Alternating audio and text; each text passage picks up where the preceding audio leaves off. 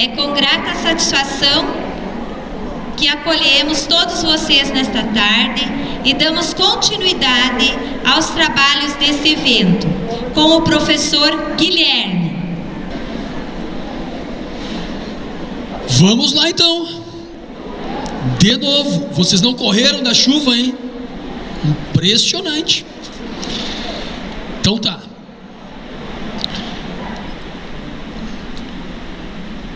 Quando a gente é muito bem tratado assim, a gente pode viciar e retornar muito mais vezes, né? Que tratamento, você não tem ideia, né, Cris? Que tratamento, né? De primeira. Então tá. Vamos retomar um pouquinho, né, a nossa fala da manhã, já avançando um pouquinho em alguma etapa aí, para a gente ir podendo amarrar melhor o nosso trabalho e já direcionando um pouquinho depois para a próxima etapa.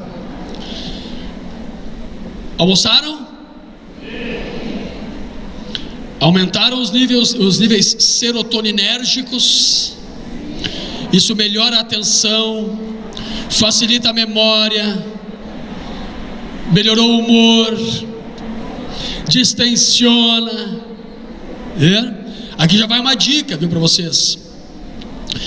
Primeira estratégia a ser utilizada para uma resolução de conflitos é criar um mecanismo de modulação do humor. Entenderam? Vocês não vão ver ninguém brigando com vocês de bom humor, até porque é absolutamente paradoxal. Imagina assim: fulana, eu estou querendo te matar, fulana. Não tem como, né? A pessoa, primeiro que ela faz é baixar o nível de serotonina, aumentar o nível de noradrenalina. Aí sim ele consegue ficar enraivecido para brigar, para conflituar e assim por diante. Então isso tem muito a ver também, tá? Quando a gente fala em melhorar o humor, dá para a gente também fazer uma relação lá com a escola, com as práticas escolares. Por que vocês ouvem falar que trabalhar de maneira lúdica, né, trazer a ludicidade para dentro da sala de aula? Porque a gente sabe, dentro do campo da neurociência, que o sistema da serotonina, né, o sistema serotoninérgico, ele está diretamente relacionado. Primeiro, sensorialidade é importante para aprender. Vocês não estão convencidos ou estão com vergonha de me falar? Sim, né? Até porque todo o input, toda a entrada é pelas vias sensoriais. Então eu vou dar um dado para vocês que vai frustrar vocês. Guilherme, mais um. Atenção é importante? Sim. Vocês sabem quantos por cento o nosso cérebro filtra de informações, de todas as informações que nos estão disponíveis? Chutem um percentual aí. Chuta um percentual. 5%. Não, isso foi o que ela disse. E ela é super otimista. O nosso cérebro filtra menos de 2% de tudo que nos é estimulado. Então eu tenho que buscar mecanismos que facilitem o acesso a esses menos de 2%. E o que vocês acham que seria um mecanismo para isso? A perspectiva de recompensa, aquilo que a gente estava falando de manhã. Mas eu volto aqui. As vias sensoriais, elas são importantes. E eu tenho que pensar o seguinte: toda vez que eu aumento o humor, é porque eu aumentei os níveis de serotonina no cérebro. A serotonina não só modula o meu humor, não só mexe no meu humor, mas ela também aumenta a estesia. Estesia é a sensibilidade das vias sensoriais. Por isso que se a gente toma uma droga, né, que aumenta os níveis de serotonina, LSD, por exemplo, o que acontece? Eu começo a alucinar. Eu começo a ver coisas onde não está, onde não tem. Por quê? Porque eu torno a minha acuidade visual muito sensível ou hipersensível. Então ela processa coisas que não estão no meu campo de visão. Eles se tornam imaginativos a partir de qualquer estímulo visual que eu tenho. Mais ainda, as conexões serotoninérgicas lá no hipocampo, que é a principal área de armazenamento da memória de longo prazo, elas dependem de conexões serotoninérgicas para facilitar o armazenamento da memória de longo prazo. Então olha a importância de tudo isso. De manhã eu falava, que eu estava numa livraria, e aí uma pessoa disse: olha só, como é que o cérebro vai saber se é dia ou se é noite? Será que o cérebro sabe quando é dia e quando é noite? Sabe? E vocês sabiam que tudo isso tem alteração, modulação neuroquímica? É o que mostra para o cérebro se é dia ou se é noite. Isso vai fazer diferença na hora da criança aprender? Vai. Isso vai fazer diferença na hora da gente resolver problemas, conflitos? Vai. E digo mais para vocês: resolução de conflito no ambiente em penumbra, resolução de conflito num dia chuvoso com a camada atmosférica mais baixa, com pressão atmosférica maior, é muito mais difícil do que um dia ensolarado. Por quê? Porque mexe na extrusão de determinados agentes neuroquímicos. Vamos brincar agora sobre isso. O primeiro sistema a ser maturado é o tronco encefálico lá, a base do cérebro. É ali que o cérebro começa a organizar o ciclo sono-vigília. Para vocês acordarem hoje de manhã, a base do cérebro teve que liberar noradrenalina, para vocês poderem despertar. E olha que coisa interessante isso aqui. Esse sistema se torna maduro nos primeiros 12 meses, 1 ano de idade, o sistema está maduro. Eu não falei que o cérebro se adapta ao ambiente? Então nós é que somos responsáveis por organizar o ambiente para o sono da criança. Se eu não organizo, ela pode ter um descontrole do ciclo circadiano, ela pode ter uma alteração da liberação de cortisol, que é o hormônio do estresse, e isso pode impactar inclusive na dificuldade de tirar a fralda dela mais tarde, enurese diurna e noturna. Então essa alteração neuroquímica, ela não está impactada só, ela não impacta só no funcionamento do cérebro, mas em todo o nosso corpo. Então às vezes a gente não se dá conta: mas que dificuldade que eu estou na educação infantil para tirar a fralda daquela criança. Vai ver como é que foi o contexto familiar nos primeiros 12 meses. Talvez tenha sido tão desorganizado que a criança não conseguiu maturar de maneira organizada isso. E eu estou trazendo isso porque agora eu vou entrar num ponto chave da educação do aprendizado. Eu tenho que educar o aprendizado.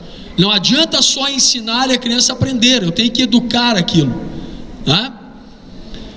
E aí a gente começa então a fazer a nossa amarra, digamos assim. Vamos lá então. Eu falei da primeira fase ali do desenvolvimento, e agora a gente já entra numa fase onde o córtex pré-frontal, que é a área responsável pelo planejamento, a área responsável pelo julgamento social, a área responsável pela manutenção, preservação de objetivos, a área responsável por entender as etapas do planejamento e ver se o desempenho está de acordo com essas etapas. É a área também responsável por fazer uma frenagem no meu comportamento, para eu buscar uma alternativa comportamental. Então tudo isso em parceria com aquele sistema que a gente já viu antes, que é o segundo andar, o sistema emocional. O adolescente, ele ainda está em formação dessa área, ainda está em formação daquelas áreas e daquela química responsável pelas sensações de prazer. Isso adicionado aos hormônios sexuais podem levar o adolescente a um impulso comportamental diferente do nosso. Comportamento impulsivo, com baixa regulação. Talvez vocês não saibam, mas o sistema dopaminérgico, ele me dá a sensação de prazer imediato, quando eu tenho alguma coisa. Ela disse que gostou do meu trabalho ali, que eu fiz no caderno, então eu libero dopamina. Mas a dopamina, ela também é liberada quando eu tenho uma perspectiva de recompensa futura. Por isso que vocês aguentaram aqui com fome até a gente encerrar a palestra no horário da manhã, porque o cérebro de vocês colocou assim: tá ruim agora, mas segura mais um pouquinho, porque daqui a 15, 20, 30 minutos a gente vai ser recompensado por uma boa refeição. É isso que nos faz manter o autocontrole também, essa perspectiva isso é dopamina. Como esse sistema está em desenvolvimento ainda, em processo maturacional na adolescência, o que vai acontecer? O cérebro do adolescente, ele planeja, ele cria perspectiva, só que toda a perspectiva de recompensa se sobrepõe a qualquer perspectiva de punição. Então o adolescente vai beber para dirigir, e vocês vão dizer: mas isso é um absurdo, porque ele pode se acidentar, ele pode bater o carro, ele pode matar os colegas que estão com ele pode, ele vai cometer uma infração que pode levar uma multa, que pode prender o carro, não sei o que e tudo mais. Isso para nós com o cérebro já maturado. O cérebro do adolescente não faz esse julgamento, ou se faz numa proporção muito menor do que a nossa. O cérebro dele vai estar assim: beber vai me dar um negocinho legal, pegar o carro depois que, imagina, eu entro no carro assim, os colegas tudo, os parceiros entram tudo no carro também, a gatinha vai estar do meu lado, eu vou pegar a estrada, som alto, 200 por hora e tal, vou chegar lá depois, provavelmente não chegue, vou chegar lá depois, todo mundo vai elogiar o passeio que foi legal e tal. É assim que vai funcionar o cérebro do adolescente. Agora, o que os estudos estão mostrando? Os estudos estão mostrando que crianças que tiveram uma boa base, um bom alicerçamento emocional lá na tenra idade, que tiveram níveis de ocitocina mais bem liberados no cérebro, tendem a se colocar menos em risco do que aqueles que não tiveram. Eu estou dando uma dica, mais uma dica boa para a gente investir lá na base ou não? A gente está pensando ainda muito em remediar, Vamos tentar prevenir, vamos tentar investir na base.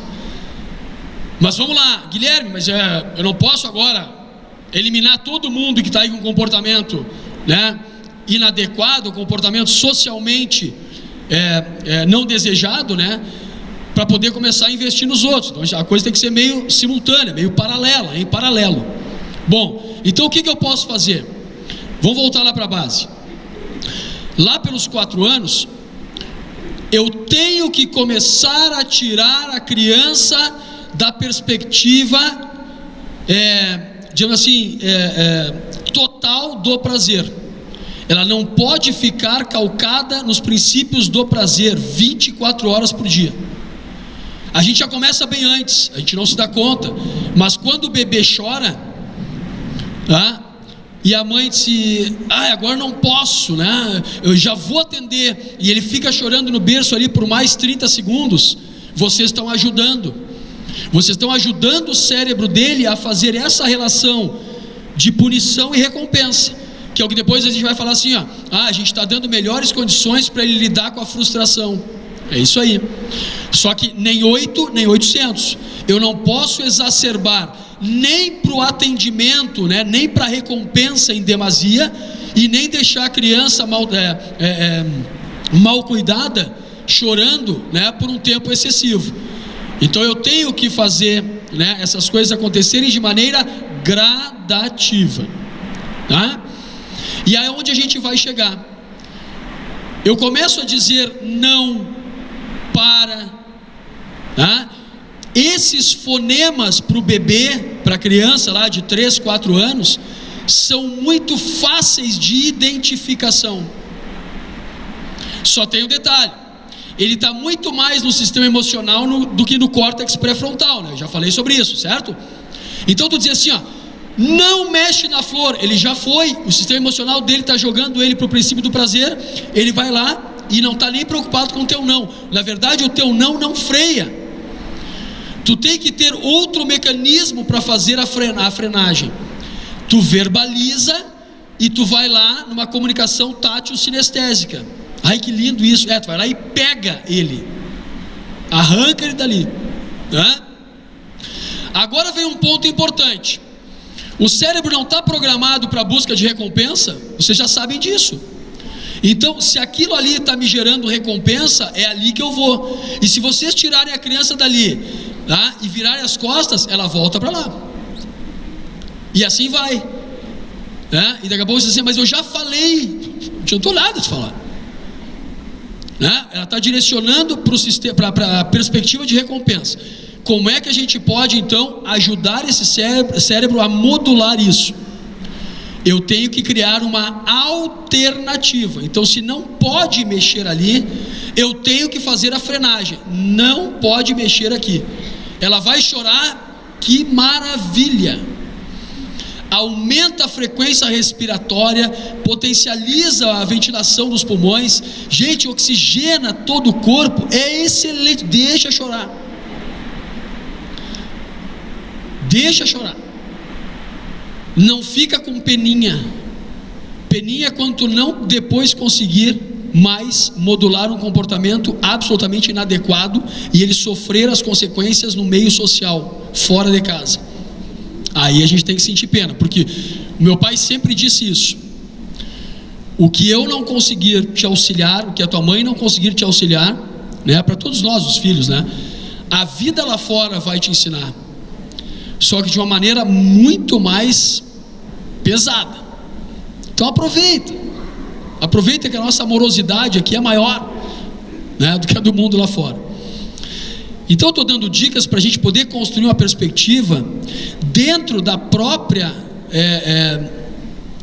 justiça restaurativa, da própria construção dos círculos, né, de paz. Primeiro, eu tenho que distensionar, eu tenho que reduzir o estresse, eu tenho que minimizar isso, mas eu tenho que ter alguém já com uma base, né, alicerçadora do que? Do vínculo afetivo.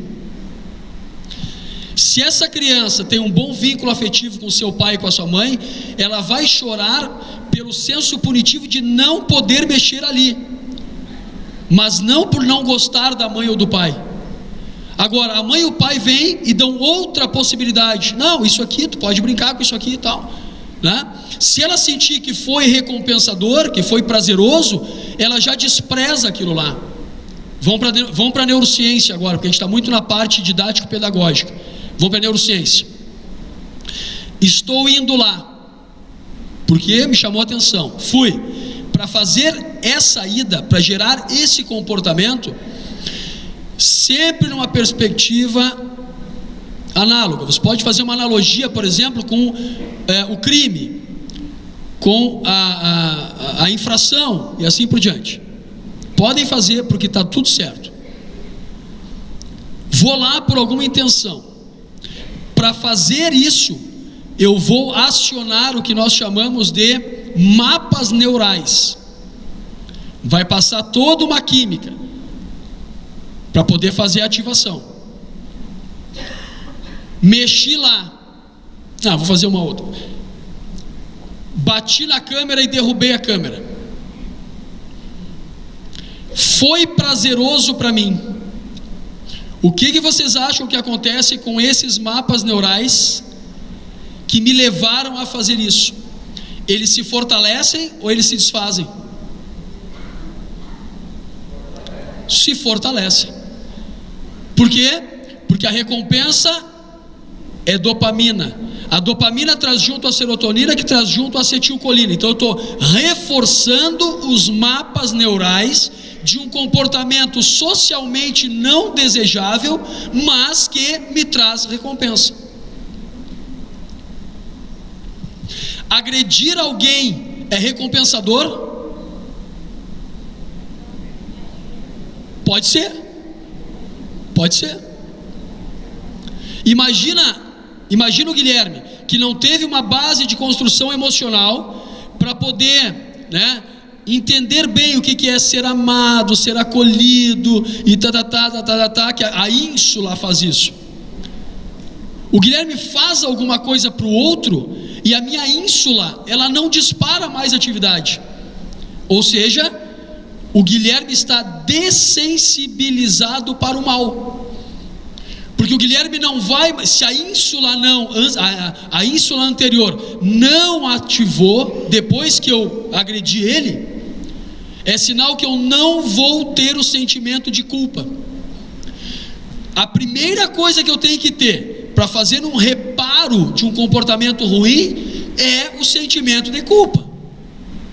Puxa vida, não deveria ter feito isso. Poderia ter feito outra coisa que não essa. Quem é que está me dizendo isso? A minha ínsula. Então, primeiro passo para quem foi dessensibilizado é ressensibilizar. E tu não vai ressensibilizar na perspectiva do outro, tu vai ressensibilizar a partir da propriocepção, da autopercepção. Eu primeiro tenho que mostrar para ti o quão bom é ser bem cuidado. Tu tem que sentir isso, para depois tu te colocar, em prol de um cuidado externo. Mas eu vou precisar deste trabalho. A criança vai ter sempre essa perspectiva de querer fazer o que ela quer fazer, mas eu tenho que fazer a frenagem. A frenagem vai ser o quê? O impacto punitivo. Estou entendendo por aí? Vamos para o próximo ponto. Fiz a frenagem e não dei alternativa, mas eu estou dizendo, não pode mexer ali. E cada vez que o Guilherme vai ali, o pai e a mãe tiram. Cada vez que o Guilherme vai ali, a professora não deixa. Eu vou parar de buscar aquilo que é recompensador para mim? Não. Em algum momento eu vou fazer a frenagem por conta própria. E aí eu vou acionar uma outra área responsável pelo que? Mudança dos mapas neurais, que a gente chama de flexibilizar o pensamento. Flexibilidade cognitiva. Por isso que vocês trabalham na escola, didático-pedagogicamente, assim, vocês têm também que em alguns momentos incentivar o erro do aluno. Por quê? Porque é errando, percebendo o erro, é que ele vai buscar mecanismos de mudar o comportamento, vai buscar uma alternativa. Então aqui eu tenho duas dicas, para aqueles que estão muito defasados, ou muito mal formados. Eu posso dar opções, porque daqui a pouco ele está vendado, ele não consegue achar alternativa.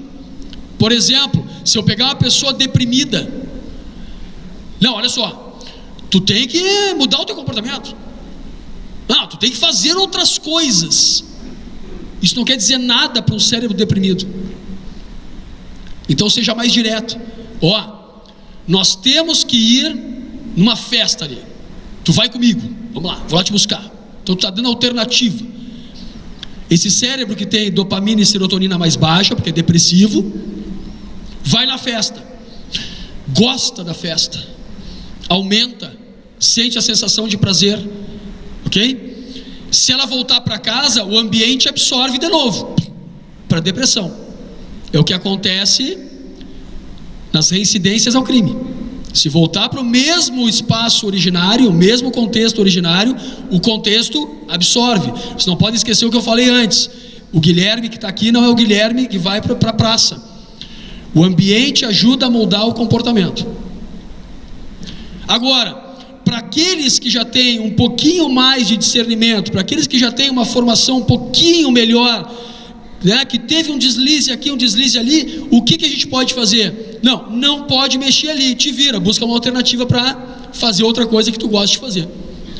E a criança vai conseguir fazer isso. ela vai se contentar com outra coisa, ela vai buscar uma alternativa. E é isso que nós precisamos entender desde tenra idade até a adolescência. A partir dali, talvez seja o grande problema para nós, porque o nosso cérebro já para de produzir o que a gente chama de fatores neurotróficos dependentes do cérebro, que são agentes que fazem a facilitação para a reorganização do tecido cerebral. Isso já diminui drasticamente. Eu faço as chamadas podas neurais. Eu fortaleço aquelas conexões neurais que eu já uso há bastante tempo, e por isso que vocês vivem uma vida calcada no hábito, vocês e eu, tá? Calcada nos hábitos que nós temos, e fortalecendo isso, eu vou privilegiar, em detrimento de qualquer outra coisa, ainda mais se a neuroplasticidade já está mais difícil. Tem possibilidade de mudar um hábito depois na maturidade? Tem, mas é muito mais laborioso. Muito mais laborioso. Primeiro, porque eu já não tenho mais esses agentes que facilitam, mas é possível. E vocês sabem que é possível. Vocês olham o Guilherme, 46 anos, os hábitos já arraigados assim, e daqui a pouco o Guilherme chega e vocês, Guilherme, tu tá velejando, tu nunca gostou de velejar. Não, eu adoro velejar. A primeira coisa que vocês vão pensar é o seguinte: ele se separou e conheceu alguém e está tri-apaixonado. Ok? Ao me apaixonar novamente, eu aumento os níveis dopaminérgicos e eles facilitam a neuroplasticidade. Aí tu tende, a podar alguns hábitos que tu tinha e incrementar com novos hábitos. Eu uso isso para dizer que vale a pena a gente investir em regeneração comportamental, vale, mas se a gente tiver uma boa essência de formação de vínculo afetivo. Essa base é o maior, digamos assim, é a maior mágica da modulação comportamental, da modulação de hábito. E muitas vezes os professores não entendem assim. Eu não sei se eu já falei isso, talvez me torne repetitivo, mas vocês dão atividades de recorte para as crianças. Já falei? Não. Dão atividades de recorte, dão atividades de alinhavo, dão atividades de martelar alguma coisa, e vocês pensam assim: eu estou fazendo isso para desenvolver psicomotricidade fina. Só que a gente esquece que a mesma área que regula o comportamento motor de padrões motores, bater o martelo, recortar, fazer punção, alinhavo, é a mesma área responsável por tirar elementos para o comportamento, para a decisão, ou seja, é o nosso centro ético do cérebro. Então, ao mesmo tempo que eu estou trabalhando a motricidade, eu também estou trabalhando todo um ajustamento emocional daquele cérebro. Não é à toa que quando alguém está tentando se recuperar da dependência de droga, se colocam em atividades físicas, e muitas delas são repetitivas. Vai capinar, aumenta as endorfinas, mas mais do que isso, tu estás alterando a área que consolidou o hábito. Tu também faz o que nós chamamos, o que é chamado de mindfulness, Tu faz uma atenção mais direcionada para uma coisa e não deixa os mapas neurais que te levavam à busca da droga se manifestarem. Isso na neurociência a gente chama de LTD, potencial de longa depressão. Então, se a gente quer mudar comportamento, eu tenho que pensar sempre assim: uma estratégia tem que ter somação temporal, somação espacial. Ou seja, eu tenho que ter volume, eu tenho que ter sequência, eu tenho que ter intensidade, mas eu tenho que ter variabilidade estimulatória também. Eu tenho que agregar valor de outras áreas que estejam dizendo a mesma coisa, para aquele cérebro então mudar o comportamento. É fácil? Não. É extremamente laborioso. Mas dá para fazer? Dá para fazer. E vocês sabem que dá. Consigo tirar uma pessoa da depressão sem usar antidepressivo? Consigo. Ah não, mas se ela já tiver em depressão profunda, bom, aí já deixou passar um tempo, né? Demasiado. Mas se eu diagnosticar uma depressão inicial, eu não preciso usar inibidores de recaptação de serotonina seletivo. Eu posso usar outros mecanismos psicossociais, envolver essa pessoa, eu vou ter efeito da liberação dos neurotransmissores que o antidepressivo vai proporcionar. Já viram uma criança com transtorno de déficit de atenção e hiperatividade sair da frente do computador e não conseguir jogar um videogame? Vocês não veem, porque o videogame tem uma dinâmica ali que envolve, né, alta liberação de dopamina. A dopamina dopa, faz atenção seletiva.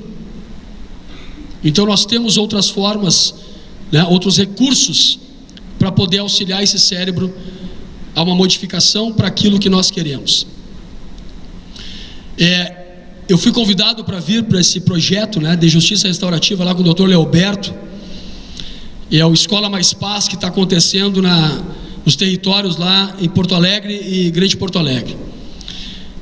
E aí conheci os círculos de construção de paz e tal. E aí já começa uma análise neurocientífica da coisa, né, inevitavelmente. E a primeira coisa que eu entendi foi que o ambiente ele é acolhedor. Então o que acontece é que as minhas amígdalas não hiperativam. Se elas hiperativarem, é sinal que eu estou sentindo que tu está me gerando medo, tu está me gerando tensão, e aí eu bloqueio, eu me armo, eu me preparo para o estresse.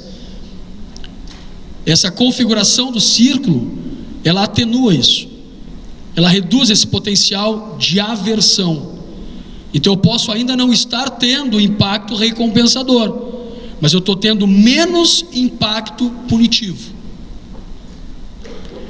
Eu já sei que eu errei, todo mundo já está me condenando, o que eu fiz foi recompensador para mim e continua sendo, e aí eles me levam lá para ficar cara a cara com o promotor. Eu chego lá, a primeira coisa que eu faço é hierarquizar a relação. Ele está lá e eu estou aqui, então ele já é uma ameaça para mim. Na medida em que o promotor abre um espaço para ouvir, só ouvir o que aquele indivíduo tem para falar, isso já atenua esse impacto punitivo. Eu não estou dizendo que já sai dali uma relação fantástica, mas já atenua. E vocês sabem disso porque a gente está vivendo num mundo, numa cultura de extrema criticidade. Eu sou consultor do SESI há mais de 10 anos, e um grande problema dentro da empresa, da indústria, é porque eles querem pessoas criativas. Da onde é que vem a criatividade? Do bom humor, da serotonina. Aí o cara vai lá e faz um rascunho de alguma coisa e entrega para o chefe, ou entrega para a equipe. Ele faz um esboço, a equipe olha, tá, mas o que é isso? Da onde tu pensou isso aqui? O que vocês acham que acontece com a serotonina? Ela sobe ou ela desce? Ela desce. Acabou o cérebro criativo. Nós podamos o cérebro criativo, nós podamos aquilo que nós queríamos. O adolescente, é importante a gente entender por que tu resolveu fazer isso. O que te levou a fazer tal coisa? Porque tu já está sabendo que se ele foi é porque alguma coisa de gatilho recompensador, perspectiva ele teve. E se ele fez e teve, fortalece. Um outro ponto é que a gente tem que saber discernir. Saber discernir. O problema está aqui. Eu não posso valorizar o problema, senão eu estou fortalecendo aquelas conexões neurais do problema. O aluno incomoda na sala de aula. O objetivo dele é incomodar? A perspectiva dele é o quê? Chamar a atenção, porque a atenção é algo recompensador. Só de parar a aula e xingar o aluno, ele já foi recompensado. Nós já fortalecemos aquelas conexões, ou seja, estamos dizendo para o cérebro assim, ó, é esse o caminho para chamar a atenção. Quando os meus filhos nasceram, minha esposa disse assim: não vai transformá-los em ratos de laboratório. E eu disse para ela assim, ó, é inevitável. Até porque eu passei um tempo em São Paulo trabalhando com ratos, né? Agora tinha que ver humanos. E era muito interessante, porque, né, eles vinham para falar comigo, né, pai, não sei quem está lá, e eu olhava assim, eu estou falando com o tio, né, depois eu te atendo, né? Se eles continuavam naquela tentativa ali e tal, o bloqueio era total. Eu já avisei, eu já informei sobre isso, né? Era total, né? E eu terminava, e a pessoa às vezes fica constrangida, não, mas atende eles, não, me ajuda a educar o meu filho, vamos lá, vamos nos manter firme aqui, né? E vai. A mesma coisa é saber que o direcionamento ocular, ele está diretamente relacionado com todos os centros da atenção. Então toda vez que eu ia falar com os meus filhos, é olhando no olhinho do papai. Ah, mas 1,86 m contra... e vai lá, né? Mas aonde? No shopping? Também. No supermercado? Também. Na rua? Também. Em qualquer lugar. Estou preocupado com meus filhos. Olhando no olhinho do papai. Quando eles sabiam que era para repreender alguma coisa, a minha polaca, que menina não é fácil, né? A minha polaca começava assim, eu começava a falar com ela e ela fazia assim. É esse comportamento que eu quero? Não, eu parava de falar. Aí ela voltava. E ainda me dizia assim, tá pai, fala de uma vez pai, não sei o que e tal, né? Eu digo, mas eu tenho todo o tempo do mundo, amor. Só que eu só falo enquanto tu estiver me olhando. Quem decide é tu. O tempo que tu quer ficar comigo aqui, é tu que decide, não sou eu. Gente, eu faço isso com os meus alunos até hoje. Ah, mas então tu não dá aula? Dou. Só que eu levo acho que uns 3 meses para poder criar digamos assim, um ritual de início de aula. Aí está outra dica. Dos círculos, né, Cris? Tu vai falar depois. Os círculos não são formados de maneira aleatória, porque a gente sabe que o cérebro precisa de ritual para se fortalecer. É a base, né, digamos assim, da segurança para o cérebro, é o ritual. Então, as aulas sempre começam da mesma forma e sempre terminam da mesma forma. Com os pequenos, moksô, fechar os olhos. Durante quanto tempo? O tempo que eles aguentarem, eu também, né? Mas a gente começa com 5 segundos, passa para 6, para 7, para 10, para 30 segundos. Hoje eu consigo fazer um moksô com 2 minutos com eles. Eles não conversam, ficam em moksô, em olhos fechados, e depois a gente abre os olhos. Depois a gente se cumprimenta com um abraço e depois eles estão liberados. Mas ritual. E aí era essa coisa construída em casa. Vai falar com qualquer pessoa é olhando no olho da pessoa. Hoje eles cumprimentam até poste parado ali, né? Eles cumprimentam, mas tudo bem. Não. Tá falando com a tia? Olha pro olho da tia ali. Eles olhavam. Aí um dia, a minha filha saindo de casa, e aí minha filha, passamos por um vizinho lá no condomínio, e ela disse assim, pai, tu viu só? ele nem me olhou. Eu cumprimentei ele nem me olhou. Aí eu aproveitei. Eu digo, e como é que tu te sentiu? Papai, é terrível, né? Parece que a pessoa não está nem aí para nós. Boa. Tu já entendeu então por que eu sempre insisti em vocês darem atenção para as pessoas, olhando no olho das pessoas. Hoje a gente está aqui, mas não está nem aí. A gente está aqui, ó. A gente está lá, a gente está pensando. A gente parou de viver o hoje, o agora, o momento. Isso é extremamente ruim. A vida é algo perecível. Vai. O nosso tempo também. Então a gente tem que cuidar disso. Voltando lá para o círculo. Tem ritual.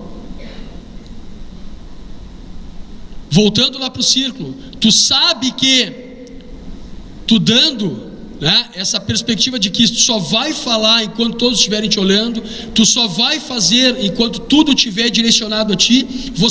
Nós temos no círculo objeto da palavra. E eu comecei a analisar essas coisas. O objeto da palavra tem a questão do empoderamento, né? Ele me dá um certo poder, tipo, agora é comigo, vamos lá. Aí você trabalha tudo aquilo que eu já falei.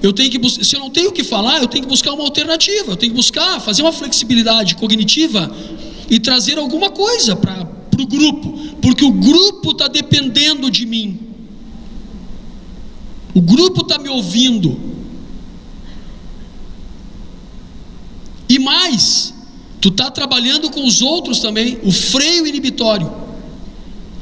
Se eu não tenho objeto da palavra, eu tenho que fazer a frenagem, eu estou me autoeducando, eu estou retroalimentando as bases do meu desenvolvimento lá emocional, para me manter controlado. Isso ajusta o quê? Tu diminui a perspectiva da impulsividade, que é o que tem na adolescência, que a criança com TDAH corre muito risco, e assim por diante. E aí o que se traz ali dentro? Eu vou desconstruindo aquilo que estava ruim e redirecionando isso para perspectivas mais positivas. Nas neurociências é o seguinte: se eu paro de mexer com determinados comportamentos, se eu paro de ter determinados pensamentos, eu começo a inibir aquelas conexões neurais. Aprendizado é matéria? É proteína. Memória é matéria? É proteína. Guilherme, tu quer me dizer então que na medida em que tu não exercita mais determinados comportamentos, que tu já está direcionando para outro tipo de comportamento e ele está não mais tão focado lá, tu quer me dizer que tu vai ter uma redução dessas proteínas? Sim. Sim. Louco, né? Então eu estou conectado, conexão neural. Se eu parei de utilizar, parou de ter potencial elétrico químico aqui. O que essa conexão neural faz? Ela se retrai. Por quê? Porque o cérebro não pode se desgastar. Ele tem que dar potencial para aquilo que verdadeiramente ele está utilizando. Processo chamado LTD, potencial de longa depressão. E o outro lado, potencial de longa duração. Eu estou potencializando a atividade naquilo que eu quero. Agora, olhem no olhinho do tio aqui. Sabe que uma vez eu estou... hiperativo de novo. Olhei lá para cima. Uma vez eu estou dando uma palestra, e aí eu olho num canto assim, né? Lá em cima, escoradinho assim, tem um cara dormindo. Olha que interessante, assim, quando a gente instiga, a pessoa tem presença de espírito, é uma coisa fantástica, né? Olhei para o cara do lado, digo, dá uma cutucada aí no teu colega aí, cara, acorda ele. Aí o cara me olhou e disse assim: eu? Tu que fez ele dormir, vem tu aqui e acorda.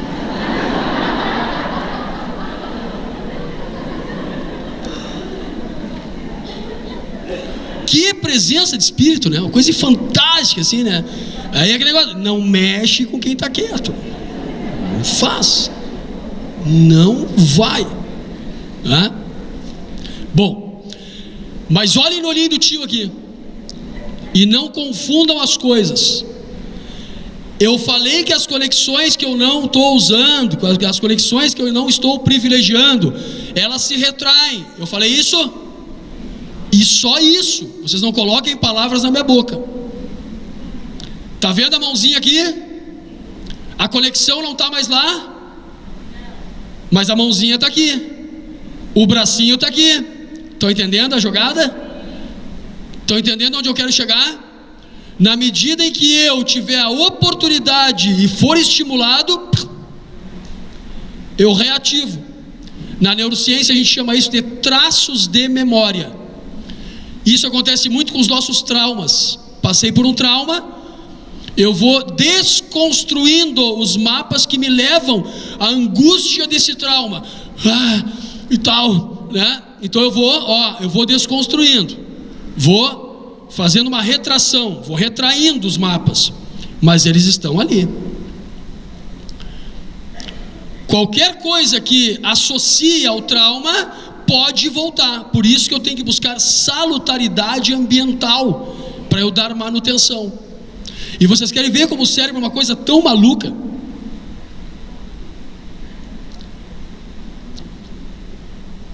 Eu prometo, já vou fechando. O cérebro é uma coisa tão maluca que quando eu uso droga, a droga ela tem impacto recompensador, aumenta a dopamina. Dopamina, sensação de prazer. Então, se me dá prazer, eu quero, dependência. O cérebro, depois de um tempo de uso da droga, ele faz a síntese de uma proteína chamada delta-fosb. Essa proteína ela se acopla aos neurônios dopaminérgicos e serve como um sinalizador que fica o tempo todo dizendo assim: vai lá, busca lá que é bom, vai lá, tu não esquece, vai lá, busca lá, vai lá, busca, vai lá, busca lá. É o Darth Vader. O anjo do mal fica colado, entranhado nos neurônios. Então, amores, a coisa não é tão fácil assim, mas ela é possível. Nós temos ferramentas, nós temos estudos nos mostrando essa capacidade modulatória que o cérebro tem, essa capacidade de adaptação que o cérebro tem, e eu penso que vale muito a pena investir. Vale muito a pena, né, a gente demandar o nosso tempo, porque só assim a gente vai conseguir construir um mundo melhor, construir uma sociedade diferente. É uma luta árdua, é terrível, mas a gente tem potencial para isso. E quando a gente junta assim, um monte de pessoa boa, a gente vê que o time é grande. A gente pensa que só o outro time é que está fortalecido e está grande e está se expandindo. Nosso time também está se expandindo. Nosso time também está se fortalecendo. Do lado de lá, muitas vezes, eles não demandam muita energia porque o tempo de vida deles é muito curto, vocês sabem disso. E a nossa intenção é viver uma perspectiva mais longeva do que eles colocam como perspectiva de vida. Bueno, eu acho que eu vou abrir, Grazi, para algumas perguntas, pode ser, para a gente finalizar, e depois vocês, deixa eu pensar, eu acho que eu deixo para uma próxima, porque eu trouxe uma prática para nós, movimentar o corpo aí, mas a gente faz numa próxima vez. Eu vou abrir para...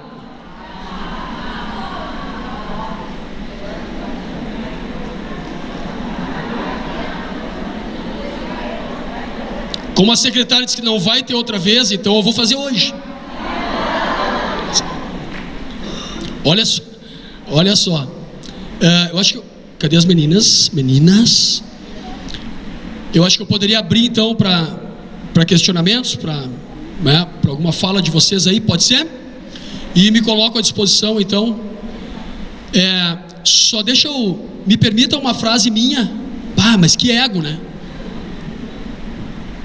Que ego. Cadê o nosso amigo do slide aí? Tá lá? Eu olhando para lá, né? Coisa... Mas tem um lá, né? Manda beijo pro tio aí.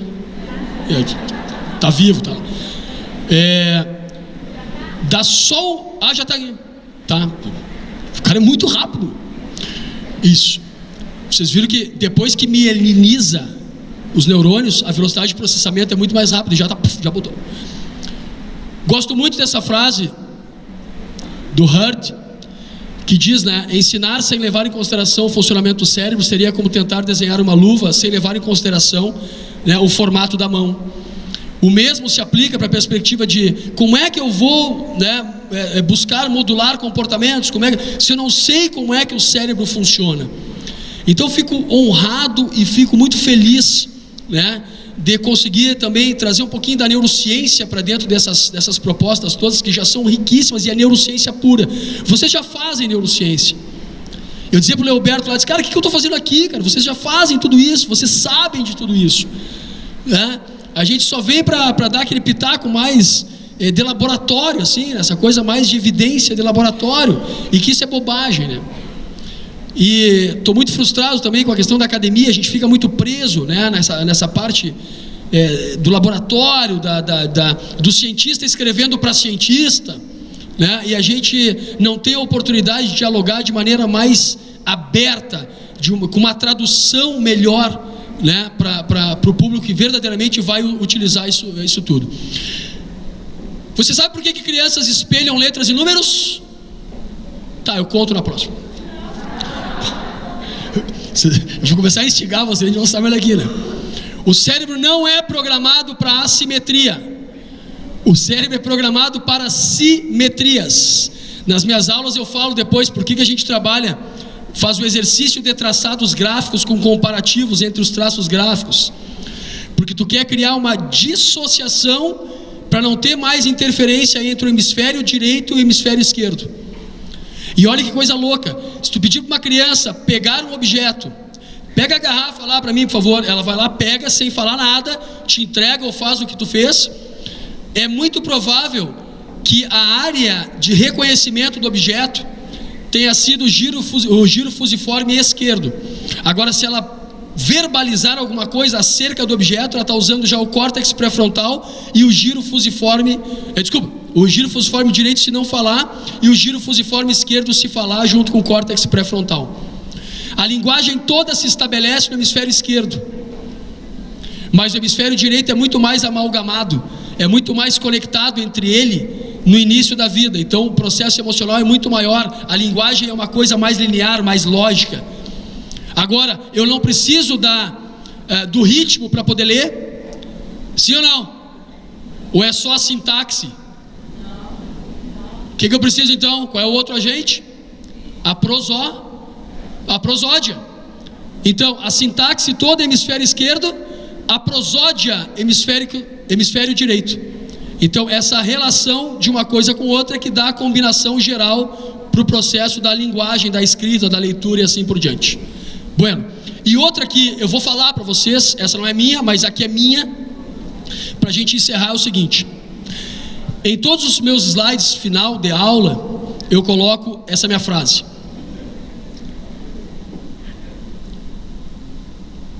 Mas que isso é um ego extraordinário. Em todos os slides, em todos os materiais, ele coloca o último slide dele.